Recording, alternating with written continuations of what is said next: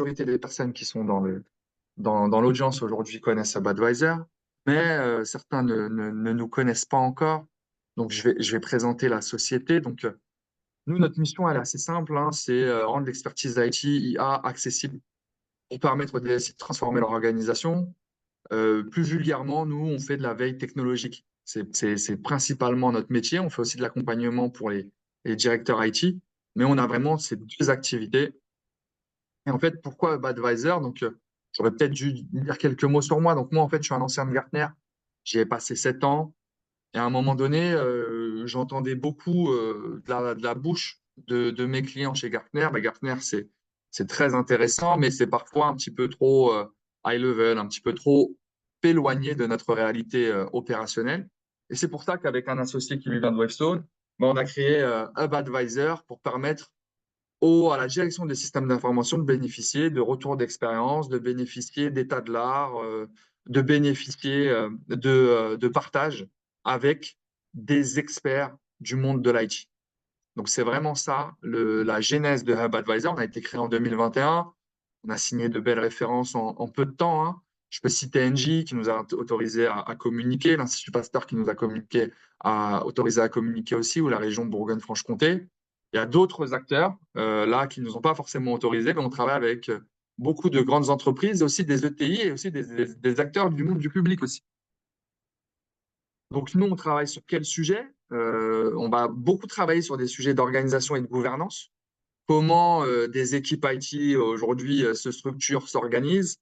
On va travailler sur des sujets de veille technologique aussi.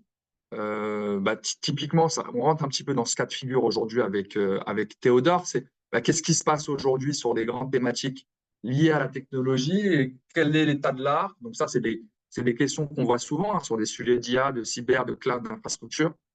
On fait aussi de la veille business. Donc là, j'insiste vraiment là-dessus. C'est un différenciateur. Notre objectif n'est pas que de parler de techno, il est aussi de parler de techno appliqué au monde du business. Donc, on a des experts sur des domaines métiers précis, experts marketing, experts en commerce, experts sur la partie industrie aussi, industrie 4.0, ou bien sur la partie RH, et aussi sur des expertises métiers précises comme le domaine de l'assurance, le domaine de la banque notamment.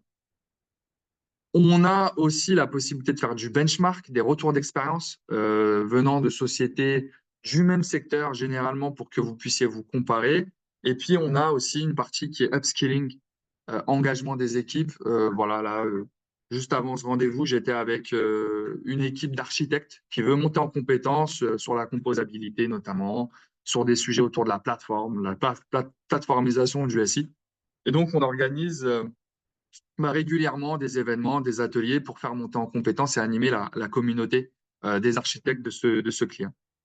Donc ça, c'est HubAdvisor, on va dire, dans l'ensemble. On a, nous, notre particularité, donc, c'est que on propose à la fois des consultations de 60 minutes avec des experts, on propose un accompagnement opérationnel, c'est du coaching, on propose aussi des événements, et on va s'intéresser à plein de composantes de l'IT.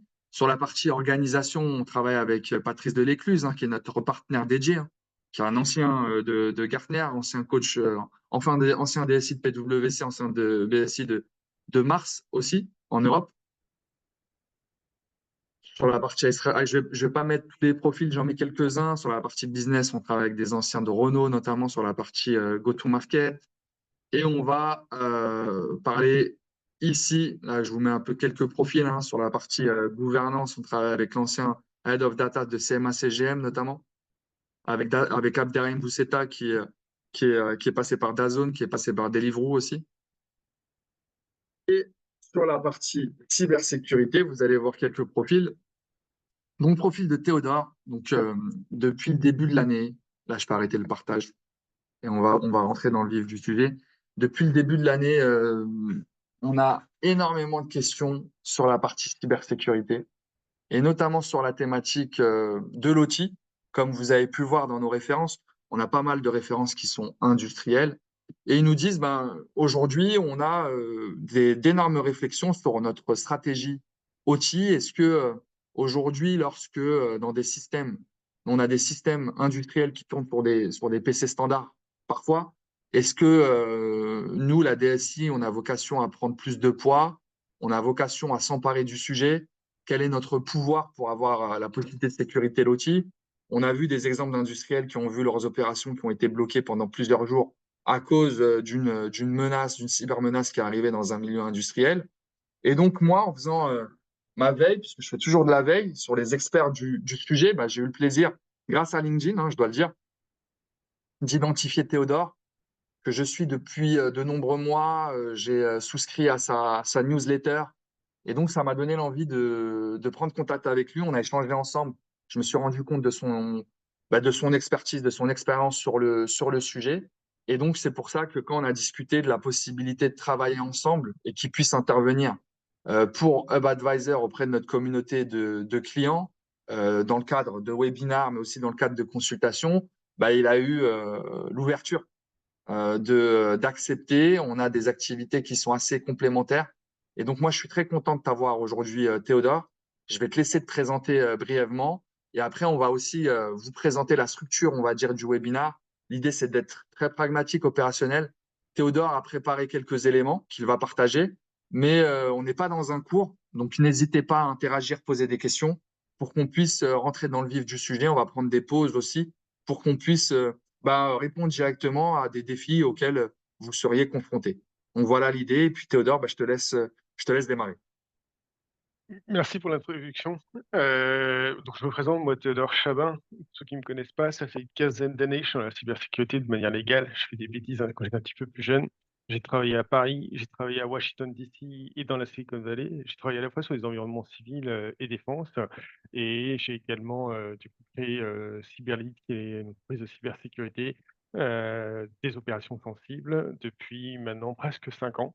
Et sur l'un des clients qu'on a eu, c'est là, on va commencer probablement par ça, je vais laisser Ismaël expliquer, mais on a eu un gros incident cybersécurité sur une usine. Ça a mis quasiment 1 an pour s'en sortir concrètement. Et à la suite de ça, on s'est dit, bah, on a acquis une bonne expertise, il faut voir comment on peut la déployer de manière plus générale. Et ce que je vais vous partager aujourd'hui, c'est un peu cet incident. Et bah, quelles sont les mesures que moi je vous propose de mettre en œuvre côté DSI pour tout cet environnement OT. Très bien. Tu m'autorises, du coup, c'est parti pour les slides. Let's go. Donc, voilà ce que disait Ismaël, c'est que je fais régulièrement des interventions comme ça et c'est pas toujours évident en tant que présentateur de juste dérouler les slides. N'hésitez pas sur les chats à indiquer vos questions, vos interrogations et on y répondra au fur et à mesure, que ce soit pour moi ou pour Ismaël. Alors c'est parti, je vais partager mon écran. Tac. Est-ce que vous un petit disclaimer, parce que c'est pas toujours évident de parler, incident. Alors quand on n'est pas, salarié interne d'une organisation, c'est plus facile, hein. Néanmoins, c'est, toujours délicat.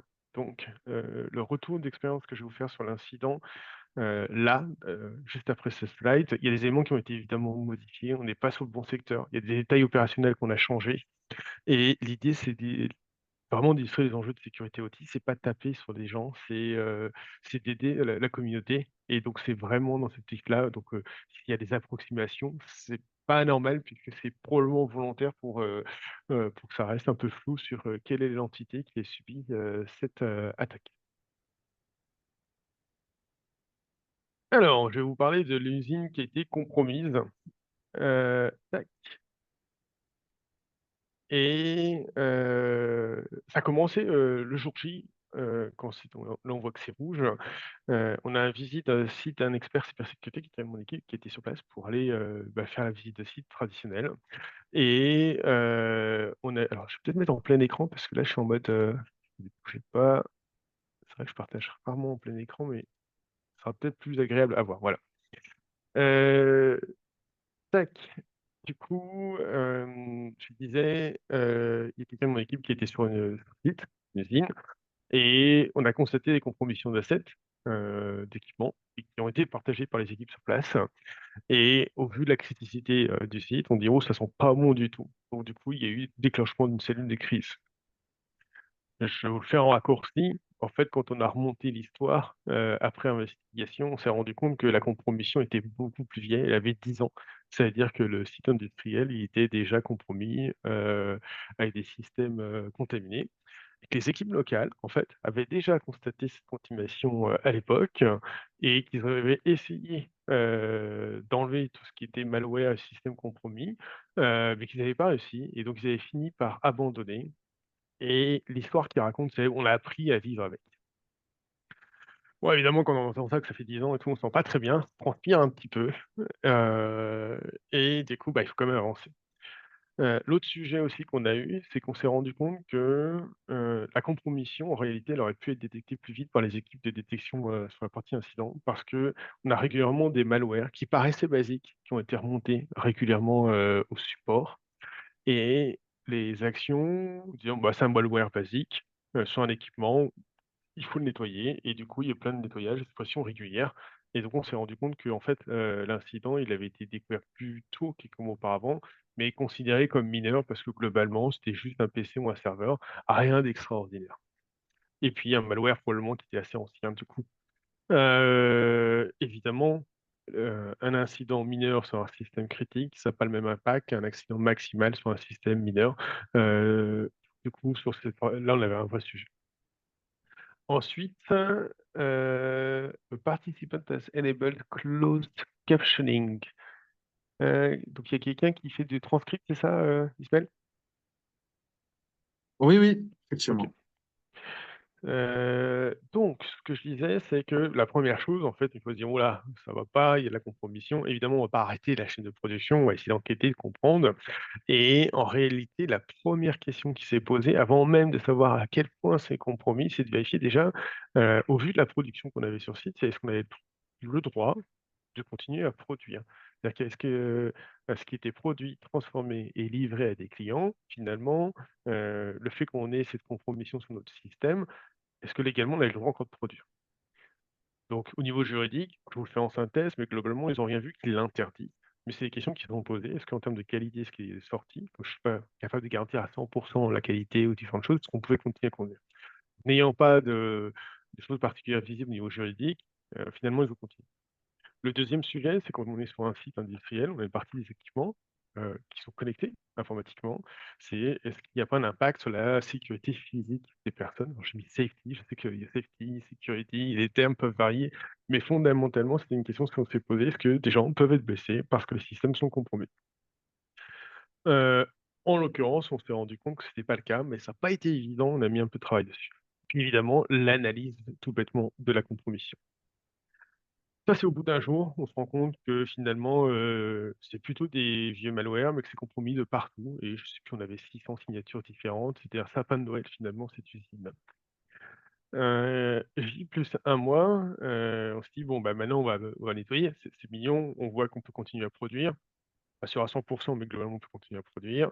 On voit qu'on va pas blesser des gens et globalement depuis 10 ans l'usine elle a fonctionné, donc les gens localement se disent: «Bah, pas grave, c'est compromis tant qu'on peut sortir, la marchandise». Tac. Alors, j'ai une question de Anonymous Attendee. Niveau qualité, c'est la réglementation qui définit, c'est la direction qui élabore la politique de qualité. Donc la direction est responsable de cette lacune selon les domaines, ce n'est pas pareil. Santé, aviation. Alors effectivement, il y a ça et nous, pour le coup, il y a vraiment une direction juridique aussi qui s'y est mêlée puisque, on peut se raconter des choses en termes de réglementation, mais à la fin de la journée, on a besoin d'un avis juridique. Alors là, en l'occurrence, ils avaient les équipes en centrale pour le gérer, mais il y a aussi la possibilité, souvent ils ont un conseil juridique Cliff et donc on peut aussi solliciter des avocats, extérieurs spécialisés sur le droit du digital et spécialisés sur le secteur d'activité. Merci pour, cette contribution anonyme. Et j'en profite pour dire, si vous avez des questions, effectivement, c'est dans le Q&A. Je pense pas que le chat soit disponible, donc n'hésitez pas à écrire directement dans le Q&A comme on vient de le faire. Voilà. Voilà. Voilà, donc du coup, on se dit: «Maintenant, il faut décontaminer», parce qu'il fallait de toute façon, on ne peut pas le laisser en l'état. Et le premier travail qui est tout bête, qui paraît tout simple, c'est la nécessité de finalement de faire un inventaire, en fait. On ne savait pas ce qu'on avait sur place C'est-à-dire que l'IT, il y avait bien, un catalogue pas tout à fait à jour des équipements qu'eux, ils avaient déployés localement, mais on le sait, dans une DSI, il n'y a pas que de l'IT géré par la DSI, il y a d'autres équipements et ça, on n'avait aucune idée. Donc on a lancé un travail de réalisation d'un inventaire de tous les infrastructures, les équipements et les applications sur le système. On a lancé une cartographie également, un chantier de cartographie puisque, on ne savait pas bien comment on s'est communiquer, tout ce bazar. On sait qu'il y avait plein de composants qui étaient importants, mais de manière fondamentale, on ne savait pas les flux. Et puis après, du coup, l'un des sujets qu'on a eu, c'est qu'on était sur un site sensible quand même, avec des obligations un peu particulières. Donc du coup, on s'est mis en recherche de prestataires, qui soient qualifiés, qui aient le droit finalement, d'en connaître dessus et qui puissent finalement aller, vérifier tout ça. Alors effectivement, on a Eric qui dit que le chat n'est pas actif et j'ai 2 personnes qui lèvent la main. On a Bachir, on a Eric et c'était pas, hein, dans le question, Effectivement, c'est dans le Q&R. N'hésitez pas à participer. On va utiliser que le Q&R, même si c'est pas des questions. N'hésitez pas à participer dans le Q&R. Je te laisse ouais. Et donc du poursuivre. coup, voilà, je veux dire, nous, on a besoin de gens qui savent décontaminer des usines, et ça, c'est ce qu'on a cherché. C'était un petit peu compliqué de trouver des gens qui protègent, on en trouve, mais des gens qui, une fois que c'est contaminé de partout, ils se disent: «Maintenant, je fais le nettoyage complet», heu, bah, c'est pas évident et là, on cherche pas quelqu'un qui a une vague idée de comment faire. On cherche pas des gens qui, au sein des DSI, ont déjà décontaminé. On cherche des gens qui acceptent juridiquement d'aller, finalement investiguer sans mettre à mal la production. Et ça, honnêtement, on a énormément galéré puisque, c'est pas enfin, je vous dis, c'est vraiment pas évident d'avoir quelqu'un qui accepte de s'engager dessus. C'est un métier différent et de mettre les mains dans le cambouis sur un système, on se dit: si je fais quelque chose qui ne va pas, j'arrête toute ma chaîne». C'est voilà, il y a le fait qu'on a galéré. Donc au bout d'un moment, le client, a décidé de dire: «Bah, on va vous aider, à trouver et on va mettre un peu notre réseau à disposition et on va, appeler les directions, pas générales, mais des managers assez haut niveau dans ces organisations pour finalement avoir une société qui nous accompagne». Heu, J'en reviendrai en pratique, on a quand même dû faire des choses par nous-mêmes. On a préparé le planning d'intervention et ça, le planning, pareil, c'est pas forcément évident puisque l'idée, c'est pas la production. On peut la réduire par, sur des problématiques, sur des horaires, mais on était sur un site, de production, finalement, on a quasiment pas de temps mort dans toute la semaine. On avait une pause annuelle, une maintenance annuelle, un arrêt annuel, mais pas de pause. Donc du coup, de préparer les équipes qui puissent nous accompagner localement avec les techniciens et de pouvoir réaliser finalement, les interventions et que ça soit en HO et en HNO. J'y reviendrai après, mais globalement sur le HO IT de la DSI et le HNO de la DSI, puisque finalement pour une usine, il y a j'allais dire, il y a pas vraiment de HNO, ils sont tout le temps en train de produire, donc c'est pas le sujet. Et il y a un autre sujet où on s'est rendu compte que ça allait être compliqué, c'est que sur, la décontamination classique, normalement, souvent, on déploie sur les DSI classiques l'EDR, ou des agents, équivalents pour aller, détecter, éliminer et on met sous observation pendant 3 mois. Là, on n'a pas pu parce qu'il y a des systèmes, pas manus, complexes, qui pour des raisons de performance, on ne pouvait pas forcément installer, des agents comme ça. On avait une déconnexion évidemment, d'internet. Donc on a décidé de faire du sellement, non pas en mode, proactif, mais finalement pour aider à décontaminer progressivement et à sceller le système. Ça a mis pas mal de temps et la première intervention concrète, alors je vous ai dit 6 mois, en pratique ce serait un peu plus long, mais je vous ai dit que j'allais, garder un peu de flou sur cette partie-là et la première étape qu'on a dû faire sur chacun des assets pour les décontaminer, bah, tout bêtement, c'était faire une sauvegarde. Et ça, on a beaucoup galéré parce que, souvent ça n'a pas été sauvegardé, soit depuis des années, soit jamais sauvegardé et sauvegarder, directement, c'est quelque chose de compliqué. Alors et on a une question d'Eric sur le scellement. C'est une bonne question, je vais me permettre d'y répondre un petit peu après puisque je vais y revenir, mais rapidement, ça permet de c'est un logiciel, Application Control, qui va permettre d'empêcher, on va friser, on va geler finalement ton asset, sur les comportements. J'y reviens après, mais globalement, ce qu'il faut retenir à l'instant T, c'est qu'on frise, on gèle le fonctionnement de l'asset pour, éviter des nouvelles exécutions, de code, d'applications différentes. Donc on fait la sauvegarde. Donc là, je vous disais, on a beaucoup galéré parce qu'on est sur des vieux systèmes. Les outils de sauvegarde, on les met, de la société qui est venue, n'étaient pas forcément 100 maîtrisés, ce type d'asset. C'était une des, choses les plus difficiles. Alors pourquoi je dis ça? Parce qu'on a certaines, sauvegardes, l'équipement, avec des disques durs à l'ancienne, on a mis 10 heures pour certains équipements. D'autres, c'était plus rapide en 1 heure et demie. Mais quand vous vous dites, «J'enlève les équipements pendant 1 heure et demie de ta prod», bon, ça peut se faire, mais si tu dis: «J'arrête une partie de ta prod pendant 12 heures sur une» même si une partie de la prod, c'est pas très cool. Le premier nettoyage, donc là, on utilisait des clés de décontamination. Et puis on a installé le dispositif de scellement. Donc globalement, c'est une application qu'on installe sur l'asset, et on va activer un mode d'apprentissage. On est revenu 1 mois plus tard, le temps de l'apprentissage, on a refait un deuxième nettoyage puisqu'il était à nouveau contaminé et on a activé ce qu'on appelle, là je veux le dire comme ça, l'activation définitive du mode scellement. C'est-à-dire que l'apprentissage est terminé, l'équipement sait ce qu'il doit exécuter ou pas. On fait quelques modifications parce que pour éviter qu'il y ait certains malwares ou autres aient le droit de s'exécuter, heu et la petite surprise qu'on a eue, c'est qu'on n'a pas travaillé sur le bon inventaire. En fait, l'inventaire qu'on a fait, il était, pas faux, mais il manquait des éléments et donc du coup, on s'est rendu compte qu'on n'avait pas tout nettoyé. Et ces assets pas nettoyés complètement, ils ont dû, finalement ils sont repropagés en interne. Donc quand vous nettoyez un morceau, l'autre morceau il à nouveau il se contamine. C'est un peu comme le cancer finalement, vous intervenez, et vous éliminez les cellules cancéreuses et il y a des reprises à certains endroits. On a vraiment eu ces problématiques-là, de reprise, et en particulier à cause d'équipements qu'on n'avait pas vus, dessus dans l'inventaire.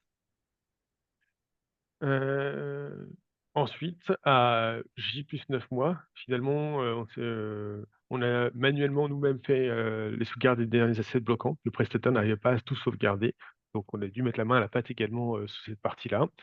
On a eu un problème sur le scellement, c'est-à-dire que le scellement, je fige, mais dans le monde industriel, on a découvert que, on est obligé de faire ce qu'on appelle du scellement dynamique et on a une partie, des assets, des exécutables qui se lancent et qui se modifient à la volée et donc du coup, les règles, pour autoriser ou pas des applications à se lancer, elles marchent pas en fait parce que vous avez votre programme qui se modifie, la signature du programme qui se modifie et il y a des façons de le régler, mais du coup, on a mis quelques temps avant de résoudre le problème.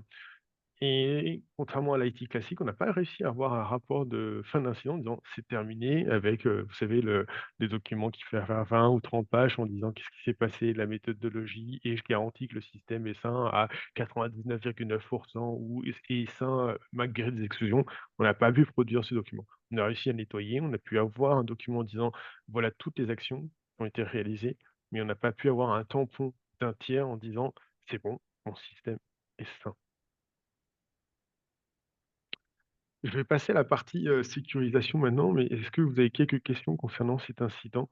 Je vous propose de, voilà, passer un petit moment à répondre à quelques-unes de vos questions sur cet incident, avant d'aller sur, comment concrètement sécuriser. C'est bon, je pense qu'on peut avancer, Théodore. Très bien. Donc une fois qu'on se dit ça, on se dit: «Bah, moi, je veux plus jamais ce cauchemar parce que je fais le malin sur le moment, mais heu, courir tous ces week-ends, des nuits et autres, c'est pas forcément très rigolo». Donc là, mon idée maintenant, c'est d'aider l'organisation finalement à éviter que ça se reproduise ailleurs, parce qu'une fois que ça vient et que ça s'éclate, c'est un cauchemar. Là, on a eu quelques enseignements quand même qui ont été de cet incident, que je vous partage. Alors je vous mets vraiment l'enfant qui se tape sur la tête, sur le tableau parce que c'était vraiment ça. La première chose, c'est qu'un inventaire incomplet des actifs, ça prolonge la durée de la crise. Vous avez vu, il y a eu 3 itérations. On aurait pu se passer la troisième itération sans problème et on aurait réduit drastiquement le temps de sortie de crise et donc les coûts associés à la crise. Les contraintes liées aux sauvegardes, ça complique fortement le rétablissement des opérations. Bon, c'est des questions que je me pose pas habituellement en IT classique. On a souvent des sauvegardes qui sont déjà réalisées, des équipes qui maîtrisent, quand même et là, du coup, la sauvegarde, c'était, pour moi une découverte à quel point c'était compliqué, sur un système comme celui-là. L'absence de communication claire et pédagogique freine la coordination des efforts. Alors ça, on s'est remis en cause nous-mêmes et on s'est rendu compte que, localement, la production, ils sont pas trop compris pourquoi on s'excitait. On s'est dit: «Bah, ça produit, bon, c'est peut-être contaminé, mais ça produit, donc il y a pas de problème». Et dans le moment, en fait, on est surtout concentré sur le rétablissement de la situation, la sortie de crise rapide, mais finalement, on a la difficulté d'avoir le fait de se dire: «Il faut réussir à se poser et à expliquer aux équipes». Finalement, on est un peu les sensibiliser sur ça et je pense que si on avait mieux fait ce travail-là, on aurait eu moins de tension également, heu et puis la chose, alors ça, c'est je pense que c'est vrai à peu près partout, mais dès que ça pète vraiment, vous avez quand même une implication, une mobilisation incroyable des équipes, locales et on peut se raconter des choses, on peut mettre en place des méthodes, des choses, mais si vous n'avez pas des gens localement qui assurent, qui sont disponibles et qui font le max, ça marche pas et là, c'est ce qu'on a eu, donc c'était une bonne chose. Et là où c'était vraiment dur et on s'est beaucoup creusé les méninges, c'est qu'en réponse à un incident en cybersécurité, c'est assez mais il y a beaucoup de méthodologies sur le marché qui existent. Il y a l'ANSSI, en France, il y a, son homologue, le CISA aux États-Unis et globalement, vous pouvez toujours vous documenter, vous faire appel à un référentiel en disant: «Est-ce que je suis bon sur ma façon de répondre aux incidents? Est-ce que c'est bien comme ça que ça se fait d'habitude?» Et si vous avez oublié des choses, ça vous permet au passage de dire: «Ah bah oui, il y a également cette partie-là». Là, ça marche pas et on s'est rendu compte que toutes ces méthodologies, finalement, ça convient pas parce que, la réalité de terrain et de production fait que, vous pouvez pas appliquer la méthode IT classique sur la méthode OT. Ça nous a coûté beaucoup d'énergie. C'est-à-dire que rien n'est possible, mais il a fallu réinventer certaines méthodologies. Donc maintenant, en matière de cybersécurité, avant même de parler des mesures techniques, c'est évidemment, on va parler de sensibilisation. C'est un sujet classique en cybersécurité. Dans le monde OT, ça ne se fait pas de la même manière. Et pour moi, il y a 3 profils, alors le nom, il peut varier selon les organisations, sur lesquels il est important de sensibiliser. Le premier, c'est le directeur d'usine. Alors, il ne s'agit pas de lui expliquer, qu'il ne faut pas cliquer sur un phishing, qu'il faut faire attention à ses données. C'est plutôt et quelqu'un qui est souvent aguerri au risque et là, on va plutôt essayer de l'accompagner en disant, pourquoi la cybersécurité empêcherait finalement ta production, ta performance et passer un moment d'échange avec ce monsieur, c'est important pour que, les solutions qui soient apportées ne soient pas complètement à côté de la plaque, des enjeux réellement locaux. C'est un des sujets qu'on a souvent, des experts cyber qui arrivent et qui essaient de réappliquer le modèle IT et là, on est sur un autre environnement et la première chose à faire, c'est écouter et comprendre c'est quoi le fonctionnement et nous, on est juste finalement une roue, où on fait en sorte que les roues continuent à tourner. Référent informatique, vous avez souvent un référent informatique en réalité, local, un monsieur IT qui fait un peu tout. Il n'a pas forcément ce type de référent informatique, mais il existe. Chaque fois je l'ai vu, ce monsieur débrouillard et qui fait des choses assez sympathiques au niveau IT. Pas toujours dans l'état de l'art, souvent quelqu'un qui est pas au niveau de la DSI, mais c'est une précieuse aide. Et puis enfin, les automaticiens, les techniciens, enfin peu importe le terme que vous voulez, c'est des gens qui sont concrètement sur le terrain, qui touchent les équipements IT, qui touchent les équipements, OT et ça va être important avec ces gens-là de comprendre un peu leur fonctionnement, que ce soit sur, la maintenance, sur la supervision et voir comment nous, on peut intégrer nos problématiques cybersécurité dans les opérations qu'ils réalisent. On a vraiment ces 3 types de populations à sensibiliser et attention, la sensibilisation, ça se fait pas de la même manière qu'en IT. Et, Théodore, excuse-moi, je me permets de t'interrompre, je reviens sur le référent informatique. Est-ce que pour toi, quand tu dis il est en dehors de la DSI, est-ce que pour toi, ça doit être un des objectifs de la DSI de l'intégrer à la DSI, soit directement, soit du moins d'avoir une vraie relation avec lui. En résumé, c'est vraiment le qui doit être le pied de la DSI dans l'usine. C'est ça la réflexion, plus au niveau de l'organisation et de la gouvernance. Alors, en fait, il y a, ouais, c'est une bonne question. Du coup, il y a localement, moi, ce que je vois souvent, c'est qu'il y a, de l'IT et de l'OT. L'IT géré par l'IT et l'OT géré par plus ou moins géré. Et l'IT souvent, il c'est plutôt déjà bien géré, on n'a pas trop le sujet. Sur l'OT, sur référent informatique, alors j'ai mis référent informatique, mais en fait, du coup, l'idée, c'est d'en faire un référent. C'est-à-dire que D'accord. l'intégrer à la DSI, c'est peut-être pas forcément pertinent. Par contre, l'embarquer dans une communauté IT, cyber, sécurité en disant: «Voilà comment on fonctionne à la DSI, voilà ce qu'on aimerait peut-être voir», mais aussi de l'appuyer, ça peut être une bonne chose. Je pense que c'est un peu le bras armé de la ça peut être le bras armé de la DSI. Et finalement, souvent, les gens de la DSI, quand ils débarquent dans les usines, ils sont en mode: «Mais c'est quoi ce bazar?» et un des moyens de plus avoir ce bazar, ou au moins de comprendre ce bazar, c'est, que dans chaque usine, chaque site de production, chaque atelier de maintenance, on ait ce référent qui soit nommé, qui puisse être le lien d'échange finalement sur la DSI. On parle de beaucoup de convergence IT/OT, je pense que ça c'est, des sujets que tu vois beaucoup. enfin, nommer un référent sur la partie OT qui puisse faire ce lien-là, c'est quelque chose qui est important. Alors, je continue. Tac. Du coup, pour la suite, sur les mesures, je les ai éclatées selon le NIST CSF, donc il y a un standard en cybersécurité, je pense que beaucoup d'entre vous connaissent. Il est beaucoup utilisé en usine. Moi, je l'aime bien parce qu'en fait, souvent, il est, 1, il est beaucoup utilisé. 2, il est simple à prendre en main d'un point de vue cyber. Et 2, on voit que, y compris à des directeurs d'usine, la compréhension de ce format-là, il est souvent assez simple et clair. Donc des gens qui ne sont pas de l'IT, ils vont comprendre ce schéma-là et évidemment les gens de la DSI ont tendance à extrêmement bien maîtriser, cette partie-là et à comprendre aussi. Donc voilà, il y en a d'autres, mais c'est celui-là que j'utilise beaucoup. Hop, et Euh, c'est comme ça que du coup on j'ai a deux débloqué la suite. questions, excuse-moi, Théodore. Ouais, Donc, Ayoub qui nous dit, j'ai deux questions. Quelles sont les mesures et les solutions proactives à mettre en place pour prévenir efficacement les incidents de sécurité dans les environnements OT, surtout face à des menaces de plus en plus sophistiquées? Et puis après, la question de l'EDR. Selon vous, quelles sont les limites d'une solution EDR dans les environnements OT? Quelle serait la posture idéale à adopter en termes de solutions cyber pour une protection plus complète?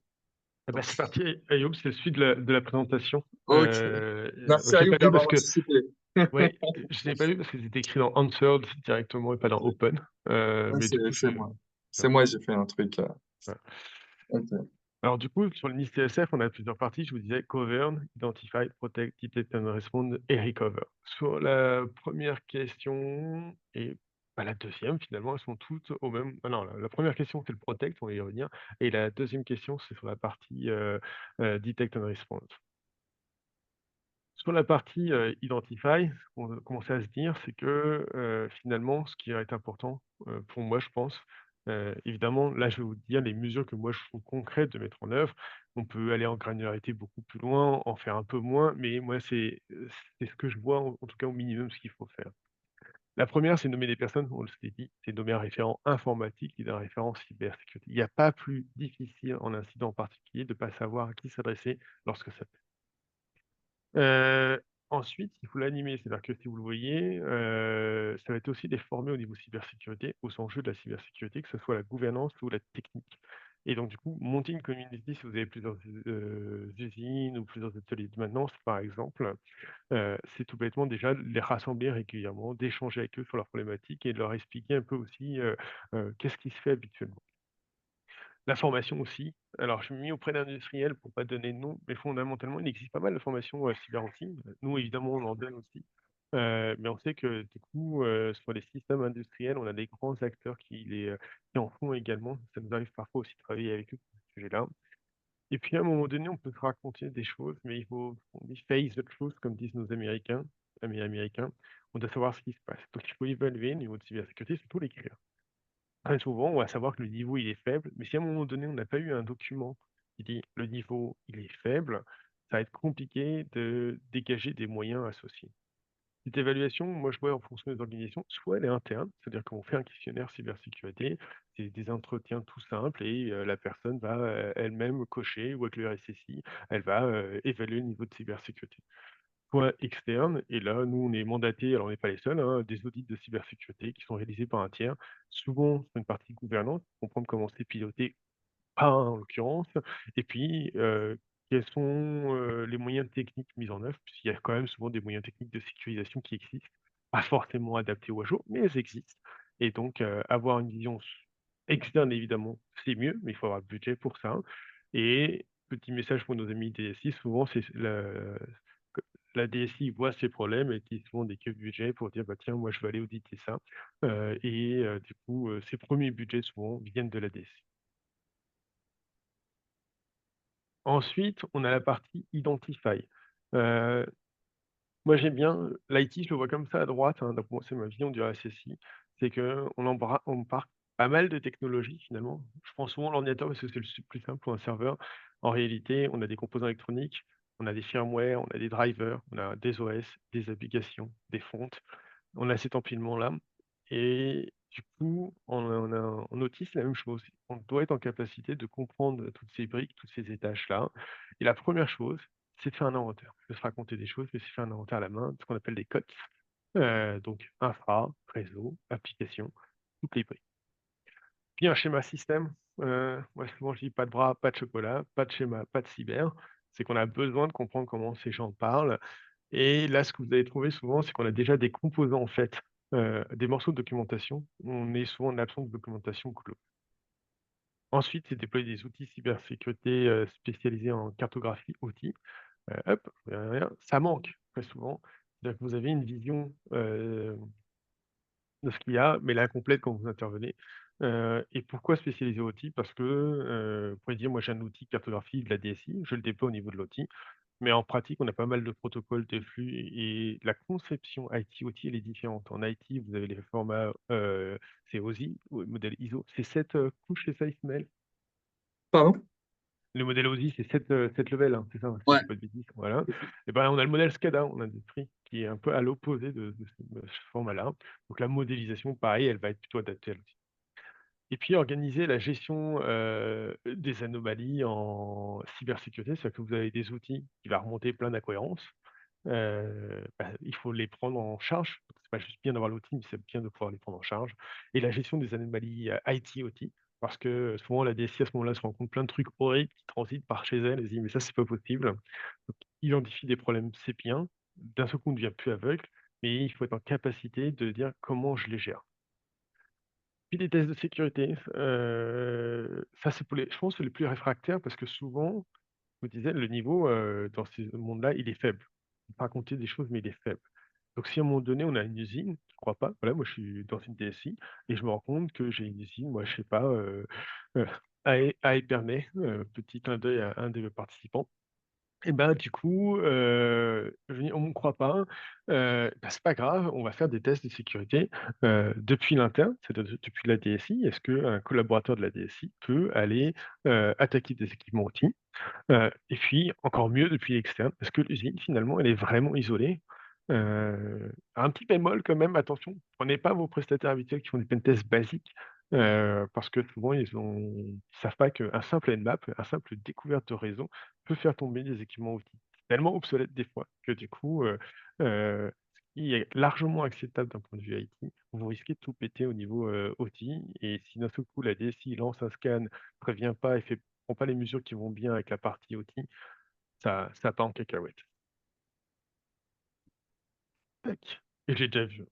On a déjà eu un cas avec 1 heure et demie d'interruption de service et ça a été violent.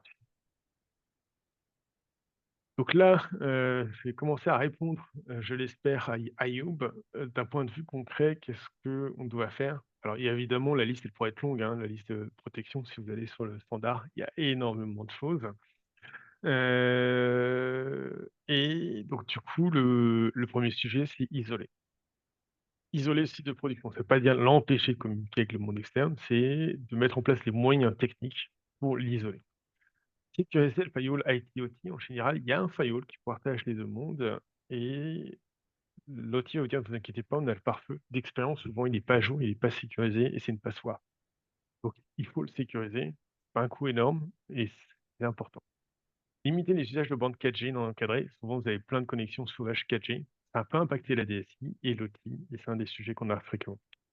Le filtrage des flux entrants. Alors celui-là est un peu violent, mais souvent vous avez ce firewall-là et les flux critiques qui passent juste à côté. Voilà, question de production, hein, et de disponibilité. Et ça évidemment, c'est assez horrible, hein et donc l'idée, c'est de voir comment on peut protéger ces flux. Souvent, on a la DSI qui se protège de l'OT parce que il voit bien que l'OT, c'est un peu dangereux et ça peut mettre un peu le bazar, mais il faut aussi inverser. C'est-à-dire que c'est aussi la DSI qui doit protéger l'OT et donc de faire en sorte que les flux qui arrivent à l'OT sont contrôlés dans ce sens-là. Alors ça, c'est le né pour moi, c'est le niveau suivant, mais il faut déjà avoir investi, c'est évidemment la micro-segmentation. C'est-à-dire que, dans les couches, OT, plus vous descendez dans les couches industrielles, plus c'est compliqué de sécuriser. Donc mettre en place de la micro-segmentation comme on l'a sur l'IT, dans le monde de l'OT, c'est vraiment une bonne solution, mais c'est pas un petit chantier. La sécurisation de la maintenance, ça c'est souvent un fait, c'est-à-dire que vous voyez souvent dans la DSI des prestataires, qui sont pas ouf, hein. Vous êtes obligé de travailler avec pour différentes raisons historiques, des raisons de coût, peu importe. Ça existe aussi sur la partie outils et là, c'est dur, en fait, de travailler tout bêtement, avec ça, surtout que vous avez des partenaires où si vous voulez, si vous lui, il me va pas, je le vire, faut changer la machine outil à des millions d'euros. J'exagère peut-être, mais c'est un peu ce qu'on a. Donc déployer un bastion de télémaintenance. Pourquoi? Parce que souvent, les protocoles sont pas forcément connus et surtout, ce bastion, le service associé, il doit être souvent 24/7. Donc en plus, en termes de service, c'est mieux d'avoir quelque chose qu'on leur laisse à la main. Nettoyer les clés USB entrant sur le site. Dans des clés USB, moi je le vois de moins en moins dans les DSI et souvent, le fait qu'on ait déployé l'EDR fait que bon, c'est moins grave si une clé USB compromise arrive sur la DSI. Je dis pas que c'est bien, mais c'est pas dramatique. L'impact sur l'outil, il est catastrophique. Donc du coup, il faut absolument, les nettoyer. Alors pourquoi j'ai nettoyé et pas interdire? Parce que très souvent, ils font partie du flux de maintenance, ou de reporting. Déployer un process de mise à jour, vous avez plein de mises à jour qui arrivent et qui contaminent les systèmes industriels, donc tout bêtement les nettoyer et mettre un process en place, c'est un peu bien.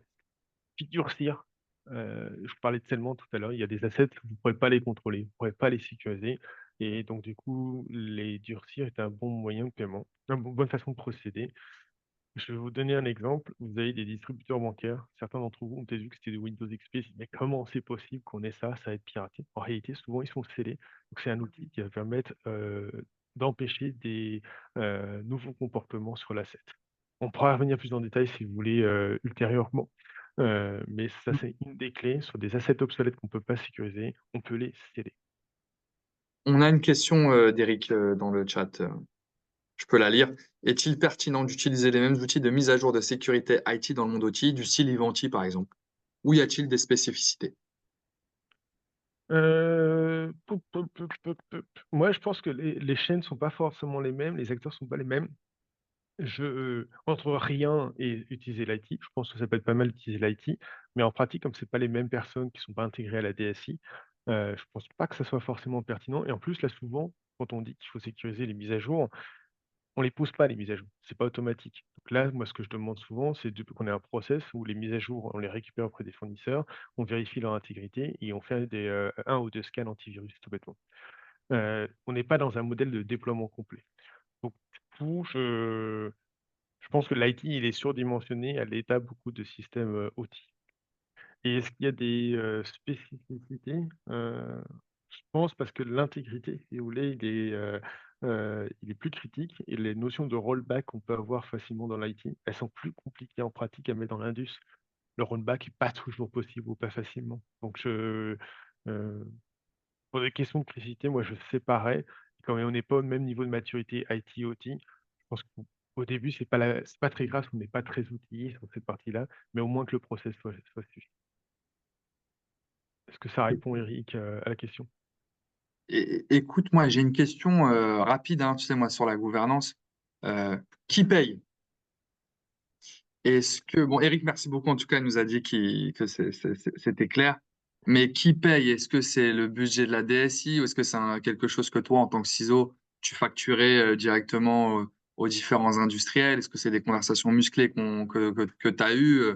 Voilà, c'est juste ça. Pour toi, c'est la responsabilité de qui d'investir là-dedans?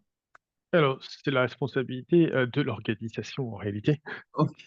Voilà, non, mais après, du coup, je vais être plus concret sur ça. Le déclenchement, en général, les premiers budgets viennent rarement de l'audit. Ça arrive, hein, on voit des sites industriels qui font des audits et souvent, c'est leurs fournisseurs, des systémiques qui fournissent ces audits et qui font une remise et ils les vendent pour rentrer sur la partie cybersécurité. Après, moi, je dis souvent: «Attention quand vous avez ces démarches-là», parce que souvent, le fait que ce soit celui qui installe qui audite, c'est pas du tout pertinent. Donc, je pense que ça, c'est pas top. Donc souvent, c'est la DSI qui mandate les premiers audits parce qu'elle en subit souvent les confé le les impacts. Comme il y a une convergence IT/OT, je vous disais, il y a des flux ouverts entre les 2. La DSI déclenche les premiers budgets. Une fois que le travail de sensibilisation il est correctement fait, très souvent, une fois que les sites industriels comprennent que, c'est pour leur bien, c'est pour produire, continuer à produire, augmenter leur niveau de disponibilité, ils ont aucun problème à sortir de l'argent.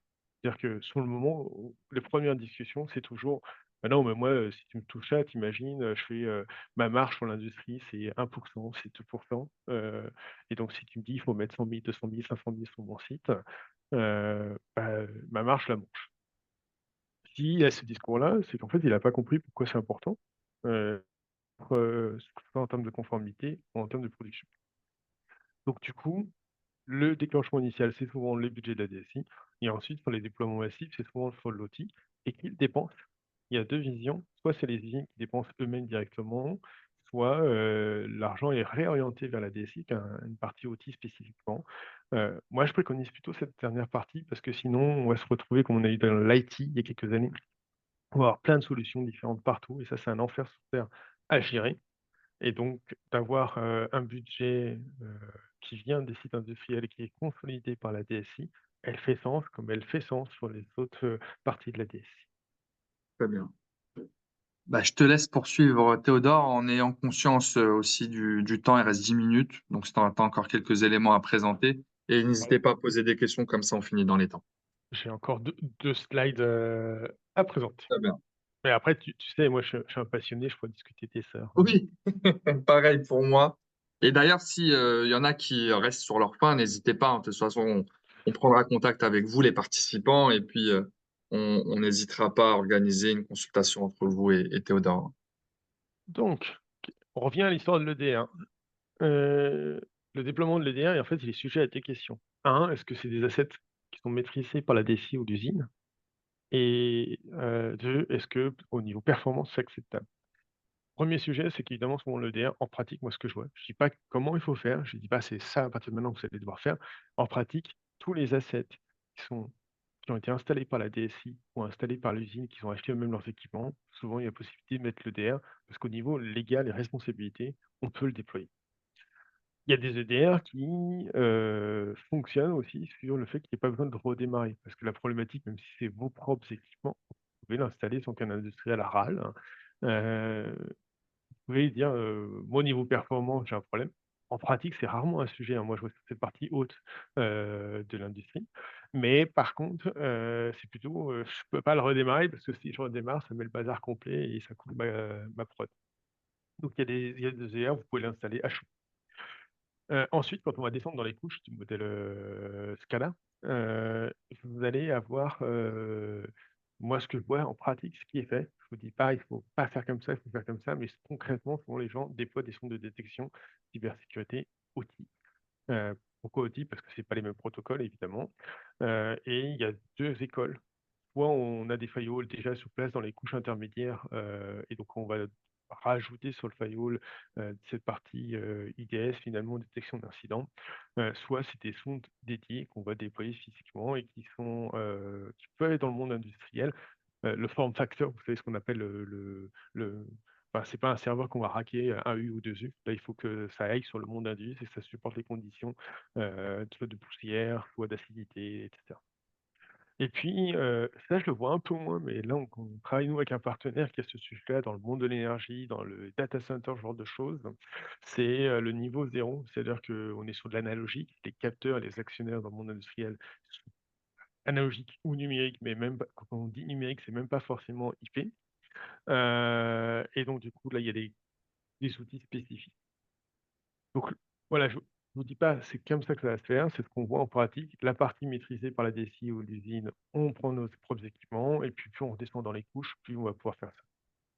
J'ai Ayoub qui demande si une solution, de NDR, serait pertinente. En plus, alors quand je parlais des sondes, moi c'est de ce dont je parle. Après si tu as du NDR OT, attention, ne pas déployer une solution NDR classique IT puisque l'impact sur la production peut être important. Donc bien vérifier que quels que soient les outils, quels que soient les termes marketing finalement, heu, on ait, heu, on ait cette compatibilité finalement technique sur place puisque la plus grosse crainte, c'est pas de pas voir l'attaquant puisqu'on voit rien. Donc si on voit un peu, ça suffit souvent, hein. En revanche, il faut surtout pas mettre le bazar sur la partie indus et si je souligne autant, c'est qu'on a rencontré pas mal de sujets autour de ça.